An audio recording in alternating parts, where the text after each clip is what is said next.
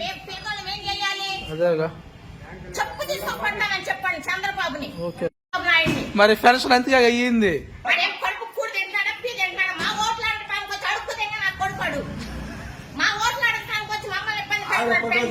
ఎప్పుడు ఇస్తారో ఏంటో తెలియకుండా. ఎన్ని గంటలకు వచ్చా ఇక్కడికి? ఎక్కడ ఇక్కడికి సచివాలయం దగ్గరికి పెన్షన్ కోసం. పెన్షన్ ఇస్తారంటే వచ్చాం. మరి ఇప్పుడు లేదా? మా డబ్బులు లేవు సాయంత్రం అంటే వాడు అన్ని పెడుతున్నాడు పిటిషన్. మరి శుభ్రం చంద్ర చాలా అపమానం అవుతున్నాడు. వాలంటరీ ఉదయాన్నే ఇచ్చేది అయితే ఓట్లకి దీనికి సంబంధం లేదులే అడుగు. లేదు అంతే మేము వేస్తాం. అంతే చేసే వాళ్ళకి ఎవరు చేయాలంటే వాళ్ళకి వేసుకుంటాం. అంతే అంతే అది నీకు అనవసరం. అంతే నువ్వు మమ్మల్ని డిమాండ్ చేయాల్సిన అవసరం నీకు లేదు. లేదు. నువ్వెవడో నా ఓటుకు డిమాండ్ చేయడానికి. అవును తప్పు కాదు ఇది. పాపం ముసలి ఇబ్బంది పెడతాం.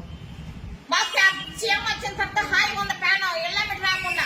అదేగా ఇళ్ళకెత్తాం. ఇస్తారో ఈరో కూడా రెండు తెలియకల్లా పనులు మానుకున్నాం.